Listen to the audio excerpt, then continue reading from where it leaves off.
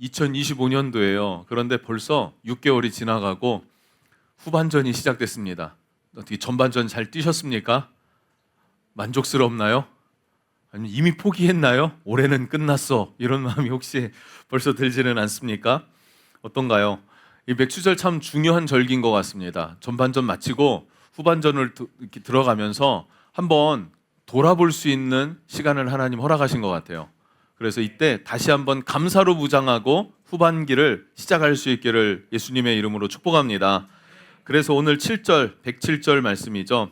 107절 말씀을 보면 여호와께 감사하라 이렇게 선포해요. 여호와께 감사하라. 여호와께 감사하라.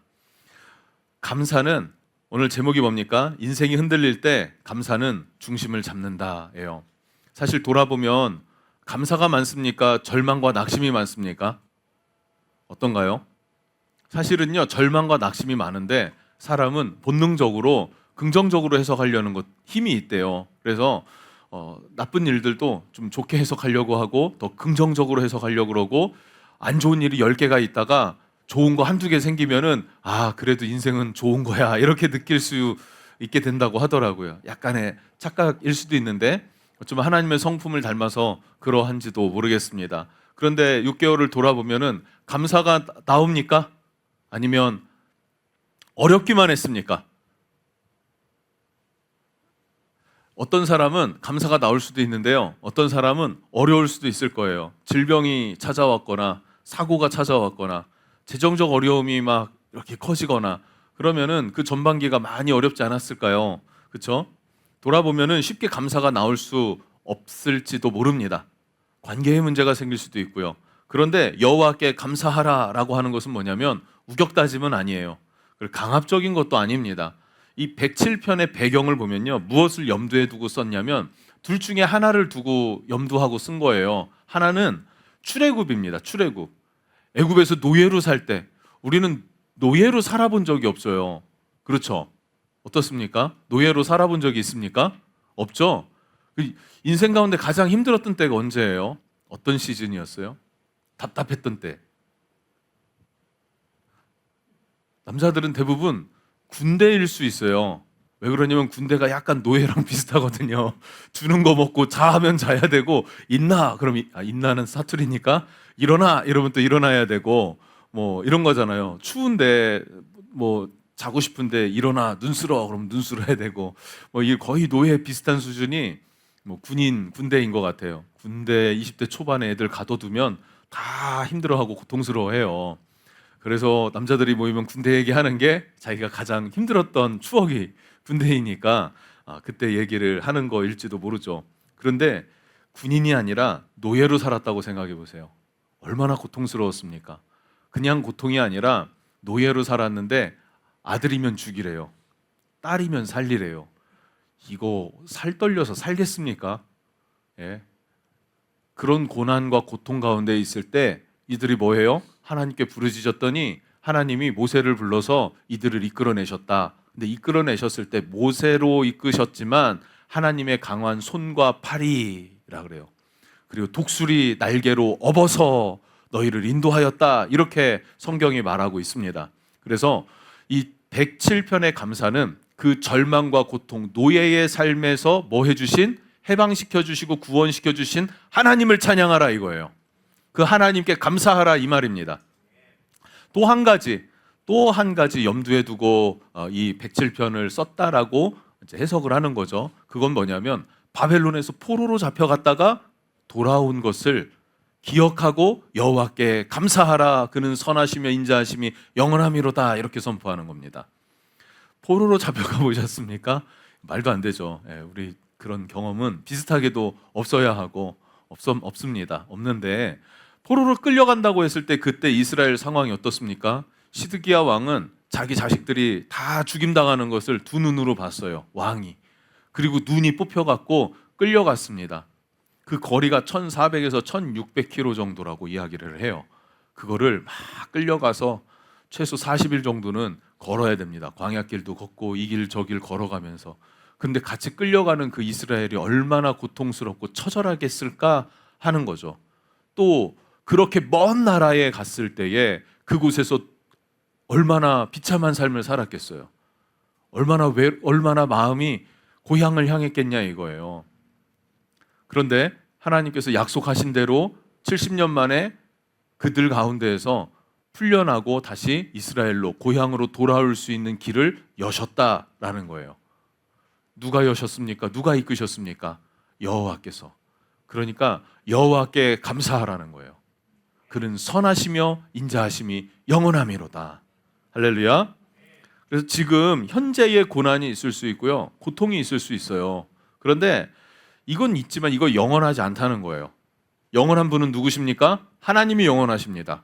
그래서 과거의 하나님, 이스라엘을 애굽에서 이끌어내신 하나님, 그리고 그 후에 이후에 수천 년 후에 바벨론의 포로로 끌려가는데 그들을 이끌어내신 하나님이 동일한 하나님이시고, 그 동일한 하나님을 믿는 우리가 믿는 그 하나님도 그 하나님이십니다. 그의 능력과 권세는 지금도 동일하세요. 그래서 지금도 우리가 고난과 고통 가운데 그 하나님 앞에 부르짖으면 하나님은 동일하게 이스라엘을 애굽에서 이끌어냈듯이, 바벨론에서 이끌어내셨듯이 우리를 수렁에서 건져주실 것입니다. 할렐루야.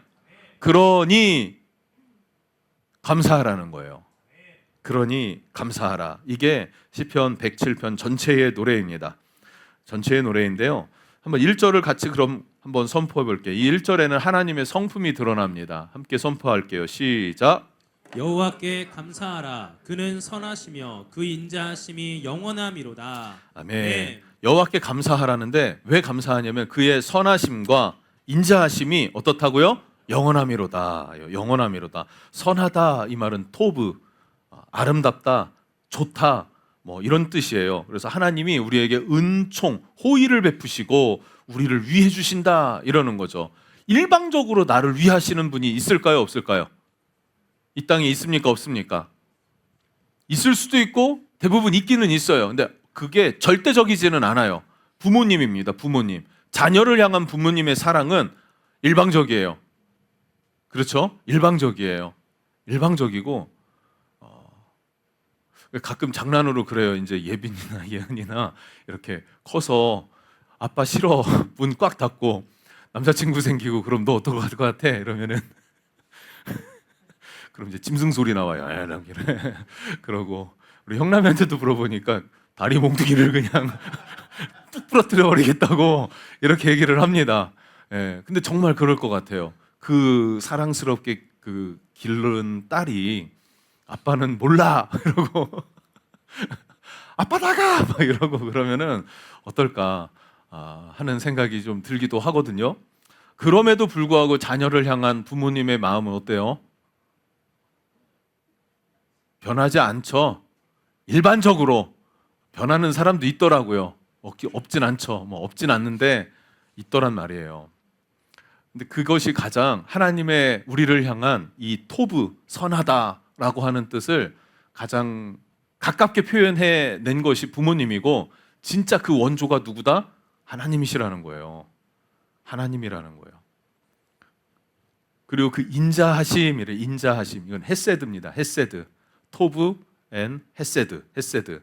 하나님이 자신의 백성들을 향해 한결같이 무조건적으로 언약의 사랑으로 그 약속을 지키시는 분이시다라는 거예요. 그런데 이거를 우리가 설명한다고 해서 여러분들이 하나님은 선하셔, 인자하셔 이렇게 느껴지십니까? 안 느껴지십니까? 솔직히 안 느껴지시죠? 저도 안 느껴질 것 같았어요. 그래서 그 옥스퍼드 주석에 이렇게 해석이 돼 있는 건데 그게 가장 적절했어요. 그래서 이거를 한번 설명을 해야겠는데 이걸 어떻게 설명을 해도 설명이 안 되겠는 거예요. 답답해갖고 너무 힘들더라고요. 그러다가 에라 모르겠다 킵해두고 2절로 넘어갔더니 갑자기 이해가 확 됐어요. 2절, 3절 이렇게 말합니다. 여호와의 속량을 받은 자들은 이같이 말할지어다. 여호와께서 대적의 손에서 그들을 속량하사 동서남북 각 지방에서부터 모으셨도다. 그래, 무슨 말이냐면요, 이거는 하나님의 인자하심과 선하심은 설명으로 되는 영역이 아니에요. 이것은 속량받은 자들이 아는 거예요. 그러니까 속량 받았다라고 하는 것은 속량 곧 죄사함이라고 성경이 말하잖아요. 그러니까 예수님 안에서 이 하나님의 선하심과 인자하심을 경험한 사람들이 그냥 아는 거예요. 경험하면 아는 거예요. 우리 이제 그 태국에 많이 갔었잖아요. 그러면 이 중에서도 그 두리안의 맛을 아는 사람이 있고요. 여전히 혐오하는 사람이 있어요. 근데 맛을 아는 사람은 알아요. 이게 왜 맛있는지를. 이 크리미함과 이 달달함이 얼마나 깊고 은은하고 향긋한지. 이게 얼마나 향긋하냐면요. 너무 많이 먹으면 안에서 가스가 차잖아요. 이렇게 흙 올라와요. 근데 이 올라오는 향도 향기로워요. 아십니까? 그러니까 모른다고 하는 사람 있잖아요. 영화가 이래요. 왜 모르냐면 안 먹어보고 그 맛을 몰라서 그래요. 먹어봤다고 맛을 다 아는 건 아닙니다. 하나님도 예배를 드린다고 다 그 맛을 본 것도 아니고 좀 뭐 뜨겁게 좀 눈물 찔끔찔끔 흘렸다고 그거 다 하나님의 깊은 것을 아는 것도 아니란 말이에요. 이거는 하나님의 속량을 경험한 자만 아는 건데 이 경험한 자들은 뭐 할 수 있다는 거예요? 감사할 수 있다는 거예요. 여호와께 감사할 수 있다는 거예요. 그래서 우리 정말 사역에서 제가 가장 중요하게 생각하는 게 뭐냐면 어떻게 하면 우리 성도들이 하나님을 만날까? 어떻게 경험할까? 이거예요. 근데 목회에서 가장 힘든 게 뭔지 아십니까? 성도들로 하나님을 만나게 하는 게 가장 힘들어요. 그런데 가장 중요하더라고요. 그건 경험해야 하는 거니까. 경험하셨습니까? 하기를 원하는 마음이 있었으면 좋겠어요. 기대감이 있었으면 좋겠습니다. 그리고 그런 기회가 생겼을 때 시간을 내셔야 돼요. 그리고 나아가야 돼요. 그 자리로. 그리고 한 번에 안 되면 두 번, 두 번에 안 되면 세 번 계속적으로 주님을 향한 마음을 가져보세요. 저는 갈망이 하나님 만나고 싶은 갈망이 훅 들어오고 3년 후에 하나님 만났어요. 3년도 짧았다. 너무 적절했다. 저는 그런 생각을 합니다. 그 사모하는 마음이 여러분 안에 있기를 주님 이름으로 축복합니다. 그렇게 속량받은 사람들은 어떻게 하나님의 구원을 경험하는가? 그것은 영적으로 우리 죄를 씻어 구원하신 그 은혜를 말하는 것인데, 그러면은 우리 죄를 씻어 구원하신 그 은혜로만 끝나는 게 아니라 사람은요, 영과 육과 혼이 하나입니다. 그래서 히브리적 사고에서는요, 영, 혼, 육 3분설이래요. 그리고 영혼과 육체가 있다. 이걸 2분설이래요. 뭐 이렇게 신학자들이 이렇게 나누었는데 히브리적 사고에서는요, 그냥 하나예요. 영과 혼과 육이 그냥 하나로예요. 하나로. 그게 나예요. 근데 그게 맞는 것 같습니다. 왜냐하면 육체가 피곤하면 기도가 나옵니까? 안 나옵니까? 기도가 안 나오죠? 그러니까 육체를 어떻게 해야 돼요? 돌봐줘야 돼요. 관리해야 된다고요. 여러분, 기분이 상했어요. 기분이 막 상했어요. 오기 전에 남편하고 아내하고 싸웠어요. 진짜 이렇게 싸울 수 있나 싶을 정도로 싸웠어요. 그럼 교회 와줘요, 안 와줘요? 정상이에요. 남편하고 아내하고 막 싸웠는데 교회 와갖고 막 이렇게 찬양을 해. 걔는 미친 거예요. 미치지 않고서야 막 이렇게 싸웠는데 그 감정을 추스리지 못하고 주체가 안 되는 게 정상이지. 여기서 막 싸웠는데 자, 난 예배한다. 너는 멈춰. 그리고 이렇게 한다면 둘 중에 하나 미치거나 아니면은 영적인 사람은 그렇게 싸우진 않아요, 일단. 그러니까 미친 거예요, 그러면. 그래서 뭘 관리해야 돼요? 정서적인 관리가 필요해요. 혼적이라고 하죠. 그죠? 영적 관리도 필요하죠. 우리 영적인 세계에 대해서 눈을 떠야 되고요. 사모하고 나아가는 마음이 있어야 되는 거예요. 영, 육, 혼이 우리가 다 돌봐줘야 되는 거라는 거죠, 여러분. 균형 있는 그런 삶이 우리에게 필요한데, 자, 이제 우리가 영이 구원을 얻었어요. 그러면 속량이니까 그럼 그것이 그냥 죽어서 천국 가는 걸로 끝나는 게 아니라 이 땅에서도 그 은혜를 누리며 살아갈 수 있어야 되지 않겠습니까? 그렇죠? 이 땅에서 누리며 살 수 있는 은혜를 주세요. 그게 이 107편 오늘 시편 107편 관점에서 단락들을 나누면서 그냥 짤막짤막하게 이렇게 한번 지나가 보도록 하겠습니다. 4절부터 9절은 광야에 방황하는 사람들, 여러분들이 광야에서 방황하는 일들이 있을 때 하나님께서 건져내실 것입니다. 4절은 뭐라고 하냐면 그들이 광야 사막길에서 방황하며 거주할 성읍을 찾지 못하고 라고 했을 때 하나님이 건져내시더라. 그 하나님을 찬양하라 이거예요. 자, 1절에 여호와를 찬양하라고 선포했잖아요. 그 왜 찬양하냐? 선하시고 인자하시기 때문에. 근데 그 선하심과 인자하심이 우리의 삶에 어떻게 드러나느냐라고 했을 때 큰 카테고리로 첫 번째 4절 9절이 광야에서 방황. 이 광야에서 방황을 하다 보니까 뭐가 돼요? 거주할 성읍도 찾지 못하고 우물도 찾지 못하는 거예요. 그럼 어떻게 되는 거예요? 죽는 거죠. 얼마나 초조하고 두렵고 그 서 있는 광야에 서 있는 그 자체가 얼마나 황망하면서 무서우면서도 고통스러웠겠어요. 지금 우리로 말하면 어떤 말일까요? 우리가 뭐 광야 헤맬 일이 여러분 있습니까? 광야는 가보셨습니까? 그죠? 이게 무슨 의미일까요? 그럼 광야를 헤맬 때라는 말이 삶의 목적과 방향을 잃었을 때, 어디로 가야 될지 알지 못할 때, 무엇을 해야 될지, 뭘 먹고 살아야 될지 모를 때, 그때 인도하시는 분이 누구시라는 거예요? 하나님이시라는 거예요. 그는 선하시며 인자하시니 영원함이로다. 그러니 뭐하라? 그 여호와 하나님께 감사하라는 거예요. 할렐루야. 삶의 목적과 방향이 없습니까? 그러면 하나님을 찾으세요. 하나님이 구원하십니다. 구원하십니다. 두 번째 단락은요, 10절부터 16절. 어둠과 사망의 길에 갇힌 자, 어둠과 사망에 갇혀 있는 여러분이 그런 삶이 좀 있으실까요? 어떤 삶일까요? 10절 한번 읽어볼게요. 시작. 사람이 흑암과 사망의 그늘에 앉으며 곤고와 쇠사슬에 매임은 네, 흑암과 사망의 그늘에 앉아 있대요. 곤고한 마음으로 쇠사슬에 매여 있대요.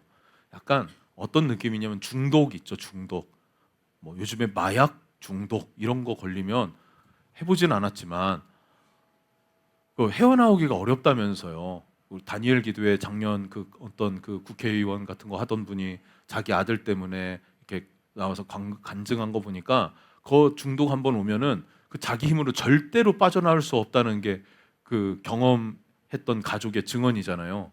그게 뭐예요? 나는 빠져나가고 싶은데 빠져나갈 수 없는 그 흑암 같은 사망 같은 곤고함, 거기에 막 착고까지 차여 있는 그것들, 지하 감옥 같은데 습한 곳에 갇혀가지고 막 바닥에 물은 흘러요. 막 습기, 막 그 곰팡이 냄새. 근데 나는 막 묶여 있어서 나갈 수도 없고 자유롭지도 못하고 햇볕도 들지 않아요. 얼마나 답답합니까? 그랬을 때 중독도 있고요. 또 오늘 말씀을 쭉 보면 깊은 죄에 묶여 있을 때라 그래요. 깊은 죄를 계속 누리면서 온전한 회개가 일어나지 않으면 이 죄가 나를 올감해서 이거 벗어날 수가 없는 거예요. 죄악에서. 이럴 때 누가 건져주신다고 합니까? 하나님께서 건져주신다. 그 선하시고 인자하심이 영원한 하나님이 우리를 건져주신다는 거예요. 그리고 17절에서 22절입니다. 세 번째, 병든 자들을 고치신다 그래요. 병든 자들. 17절입니다. 미련한 자들은 그들의 죄악의 길을 따르고 그들의 악을 범하기 때문에 고난을 받아라고 하면서 악을 행해서 그 죄로 말미암아 병드는 그것들을 누가 고치신다? 하나님이 고치신다는 거예요. 근데 하나님이 고치실 때 조건이 있어요. 우리가 하나님을 찾을 때, 부르짖을 때 하나님이 들으시고 구원하십니다. 이것입니다. 자, 네 번째입니다. 23절에서 32절 말씀을 보면은 바다에서 풍랑 만나는 자들에게 평안을 주신다 이러는 거예요. 망망대해에 그냥 표류했다고 여러분 생각해 보십시오. 사방을 둘러봐도 아무것도 안 보이는데 파도가 너무 그냥 봐도 깊어요. 근데 이 파도가 너무 무서워요. 근데 거기에서 길을 잃었다고 생각해 보십시오. 공해상에서. 얼마나 무섭고 두렵겠습니까?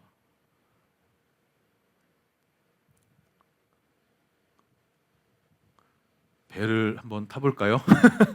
다들 잘 모르는 표정을 짓기도 하는데 작년에 울릉도 갔다 왔었습니다. 그 지방에서 갔었는데 그때 뭐 때문에 따라가게 됐어요. 따라가는데 중간에 바다를 이렇게 보니까 와, 여기 빠지면요 헤엄쳐서 나갈 거리가 아니더라고요. 그냥 고래가 와서 나를 삼킬 것 같아요. 그냥 파도가 와, 끊임이 없는데 이게 어디서 시작돼서 치는 파도인지도 모를 만큼 두려운 거예요. 그런데 이때 하나님께서 어떻게 한다고요? 우리를 평안을 우리에게 허락하시고 우리 평안 가운데 거할 때 우리를 소망하던 항구로 소망의 항구죠. 소망하는 항구로 이끄신다는 거예요. 누가요? 하나님이요. 마지막입니다. 5번째 33절에서 42절은요. 인생을 뒤집으시는 역전의 하나님을 노래합니다. 35절 우리 크게 한번 읽어볼게요. 시작. 여호와께서는 강이 변하여 광야가 되게 하시며 샘이 변하여 마른 땅이 되게 하시며. 아멘. 예. 모시 광야를 연못으로 만드시는 분이 누구라고요? 하나님이에요. 반전이죠. 그리고 뭐예요? 강이 변하여 광야가 되게 하시며 샘이 변하여 마른 땅이 되게 하시며. 예. 요거는 약간 좀 좋은 걸 나쁜 걸로 바꾸는 거잖아요. 근데 36절이나 이렇게 보면은 이제 나쁜 것을 좋은 것으로 바꾸십니다.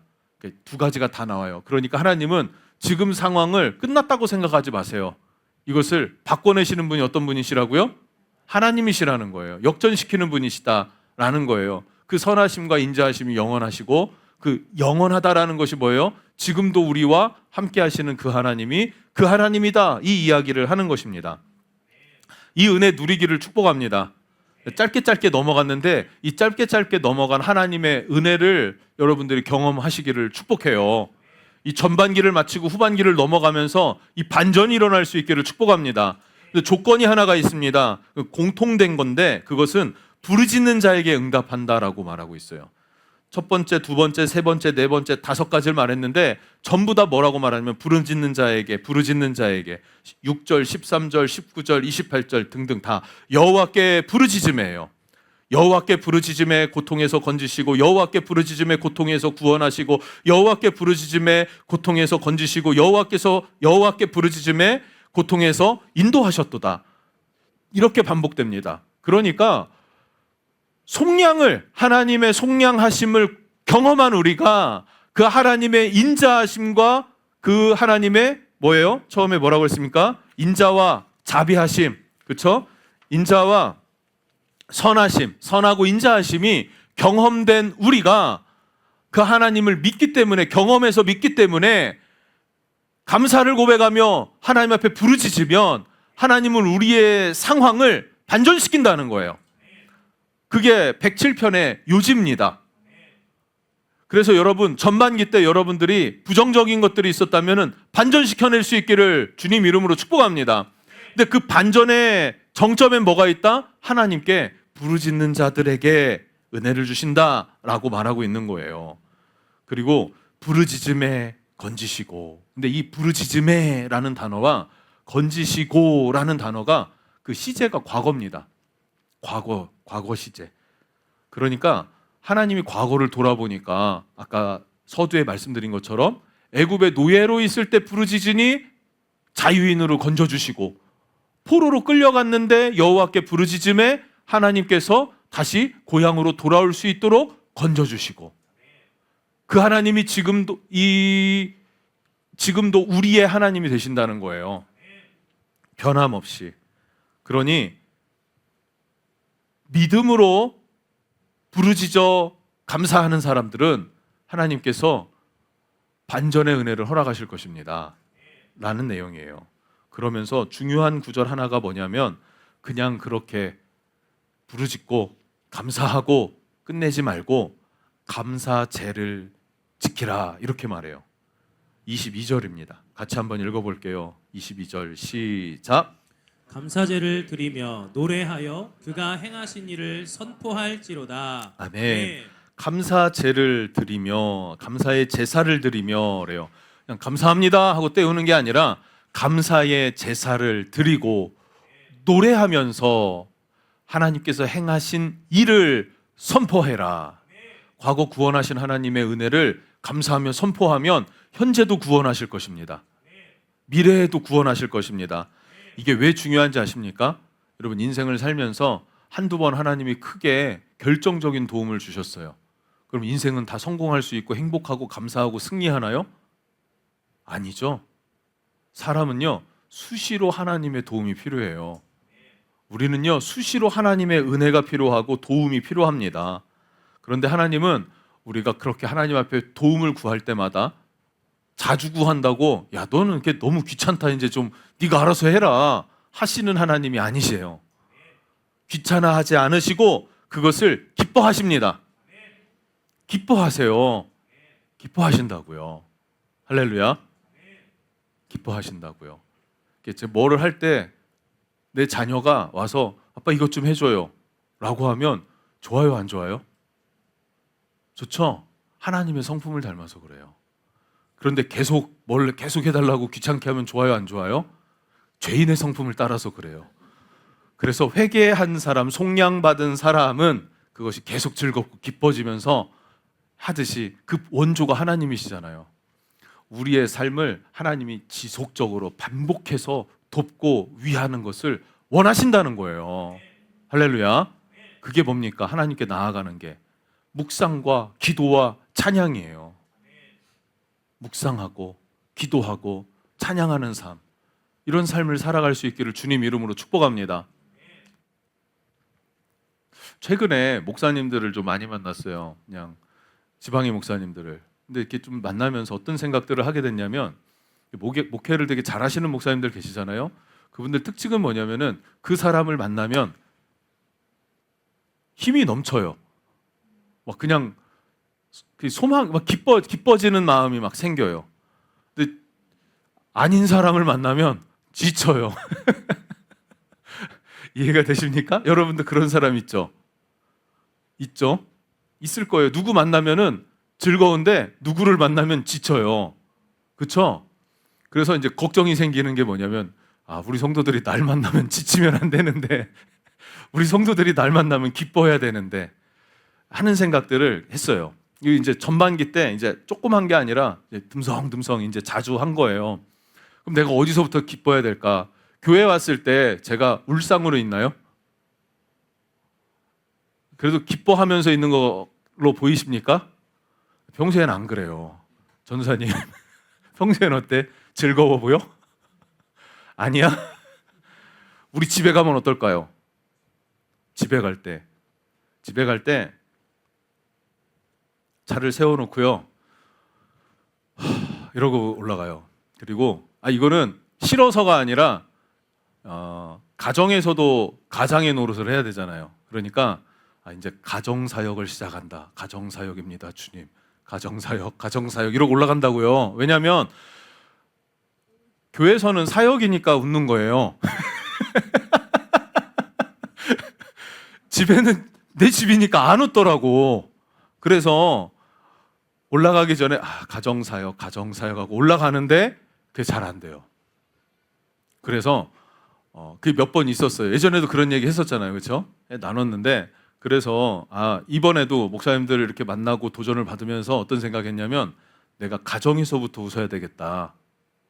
좀 의도적으로라도 좀 뭔가를 이렇게 해야겠다 하는 생각을 했어요. 그래서 장난도 더 치고 이렇게 인식을 하고 노력을 하려고 하다 보니까 내가 깜짝 놀란 게 뭐냐면 찬양이 나오더라고요. 여러분들은 내가 목사니까 맨날 찬양하고 기도하고 말씀 보고 이럴 줄 아는데 찬양은 잘 안 하게 되더라고요. 근데 찬양이 나오는 모습이 발견되면서 회복된 사람의 가장 드러나는 것 중에 하나가 찬양이구나. 한번 돌아보세요. 집에서 찬양하는지. 집에서 찬양하시나요? 지환이 때문에 틀어놓는 거 말고 혼자서 이렇게 막 찬양이 막 나오는. 그래요? 조금 그래요? 괜찮아요. 죄진 거 아니에요. 아주 훌륭해요. 너무 좋아요. 그래야죠. 민기 집사님, 찬양이 나오나?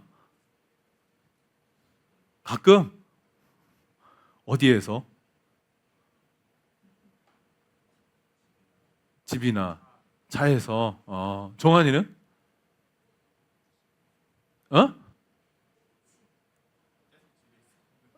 계속 집에 있어서? 집에서 나와? 좋아요. 예전에 우리 세빛 원장님 와갖고 그 특강 같은 거 해주셨었잖아요. 그때 민기 집사를 칭찬했어요. 드럼 치는데 드러머가 찬양한다고.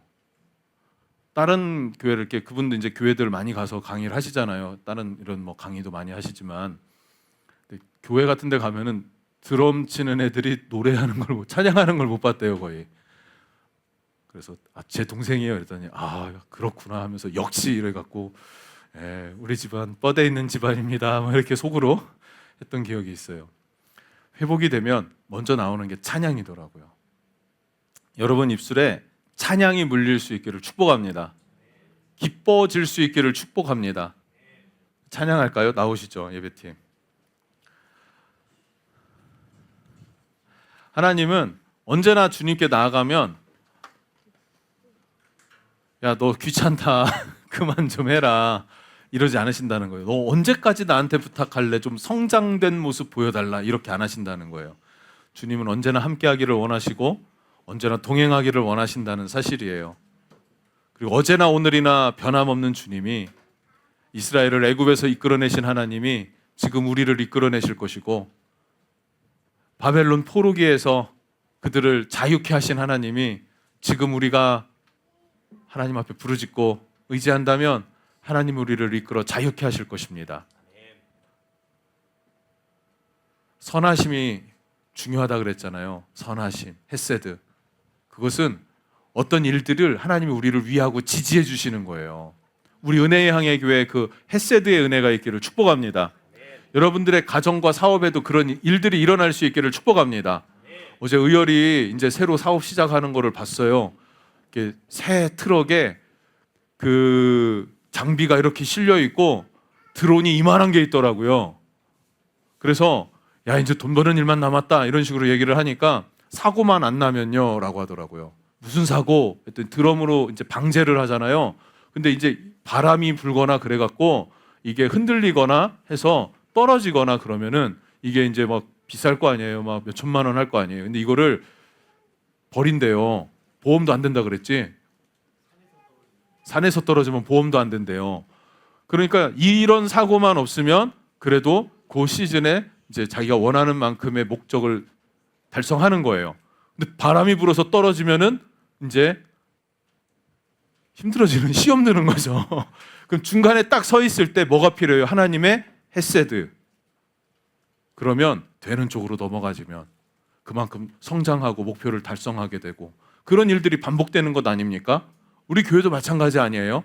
좋은 하나님의 은혜가 전반기에 있었어요. 셀 리더스쿨로부터 시작돼서 이것들이 계속 좋은 쪽으로 나아갈 수 있었으면 좋겠습니다. 그게 뭐라고요? 하나님의 인자하심, 헤세드, 선하심, 토브.